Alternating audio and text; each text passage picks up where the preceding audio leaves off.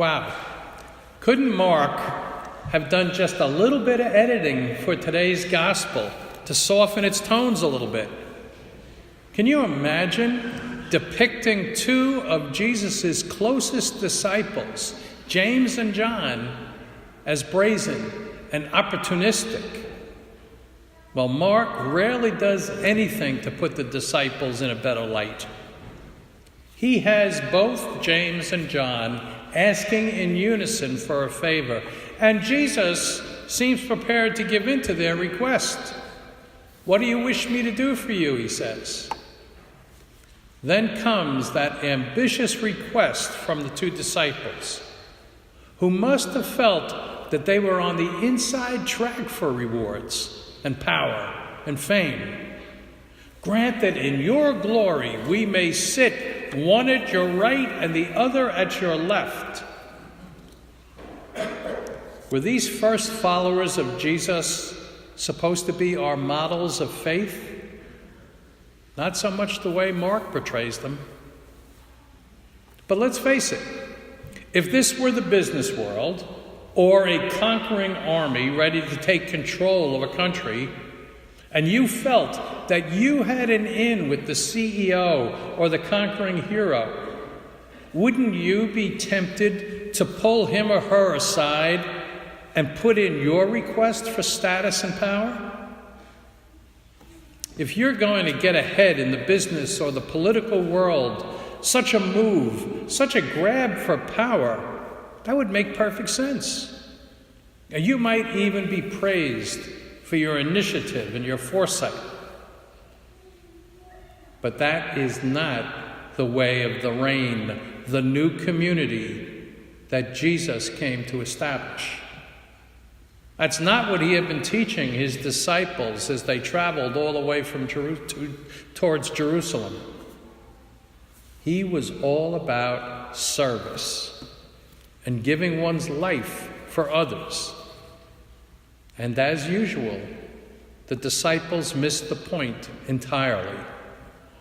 And Mark does not shrink from exposing how far off they were from that message that Jesus was preaching.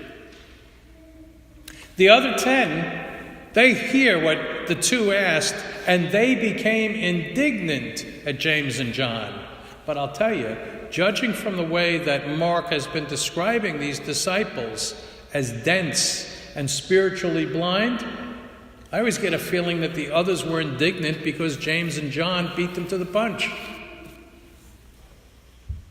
But you know, I kind of get the disciples' lack of understanding what Jesus was saying. And after all, what leader of a movement for total change can expect followers to stay with him by promising suffering or a life of service and obedience, by asking them to choose last place? Because that's what Jesus had been instructing his disciples all along.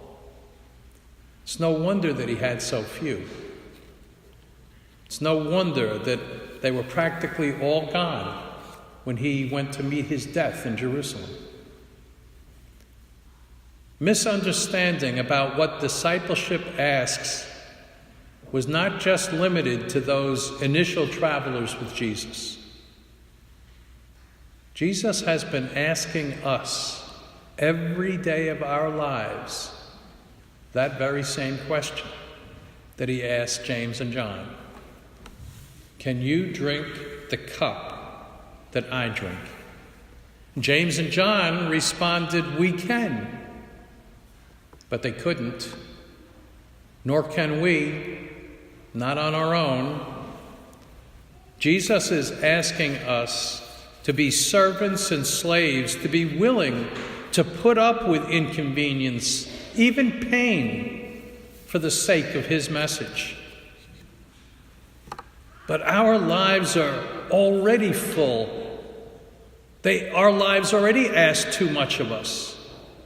Why would we want to take on more? Why would we want to participate in Jesus' suffering? It is clear from his healing mystery that he wanted to relieve people of their pain and free them from oppressive forces. And so he is inviting we, his disciples, to accept his cross, to drink the cup that he drank, to be immersed in his baptism. Jesus isn't handing out rewards and end-of-the-year bonuses to disciples for a job well done. Instead, they are being called to follow Jesus in a servant's way. If they are to be leaders, it will be as servant leaders, giving their lives for others just as Jesus did. Don't we already know people who've taken on the mantle of servant leader? There's a man I know, with the consent of his wife and children, he took his father, who was suffering from Alzheimer's, and took him into their home, and they cared for him until he died. This was not just a loving gesture, but it was a serious commitment which called for sacrifice on the whole family's part. The pattern of their daily home life shifted enormously. And after Grandpa died, they all agreed that despite the costs to their individual and family lives, they wouldn't have had it any other way.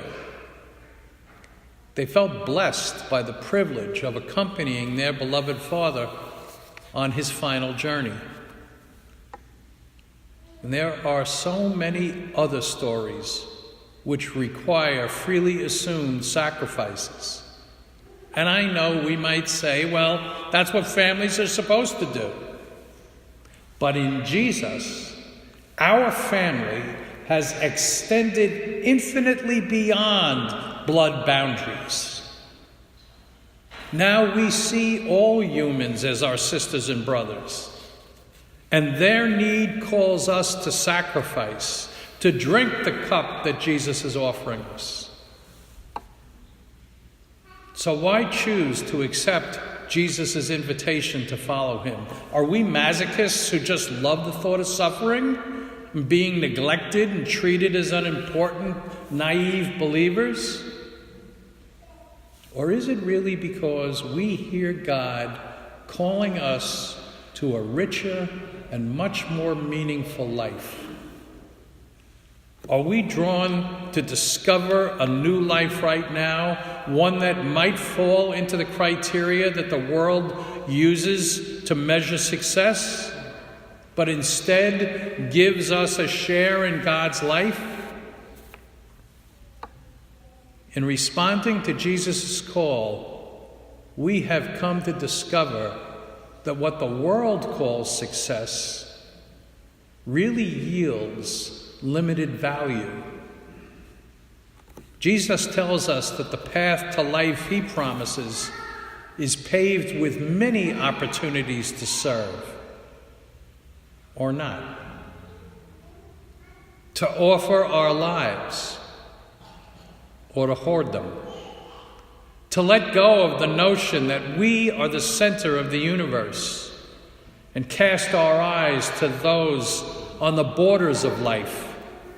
Make them our focus, make them our concern. In other words, to give our lives to whatever form of death our particular discipleship calls us to, so that in that kind of dying, we might rise to new life. We hear in today's gospel, once again, that invitation to drink the cup that Jesus drank and be baptized into the fire which Jesus was, but then to receive the gift of life that God is always offering us. Mark doesn't soften the flaws of the disciples, nor does he show Jesus casting them off and trying again to find more suitable candidates. Those disciples will go on and fail. And they're going to misunderstand him even when he needs them the most. But when he rises from the dead, he will forgive them.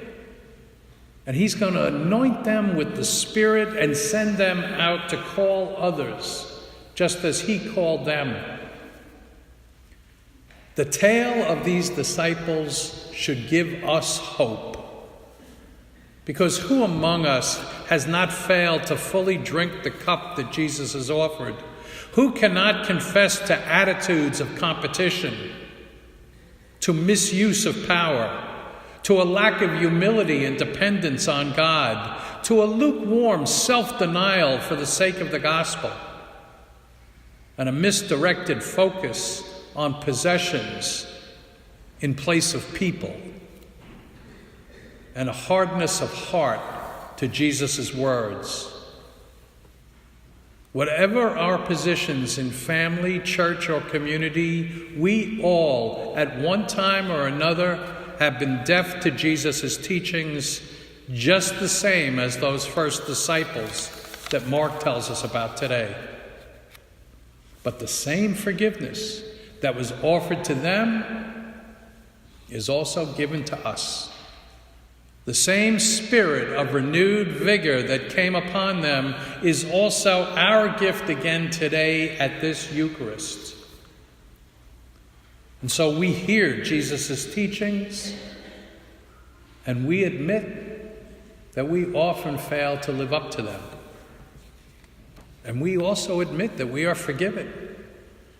And then, to our surprise, we are sent out once more to be his servants in this world, where we learn again that the real prominence in Jesus' kingdom is really through service and self-offering.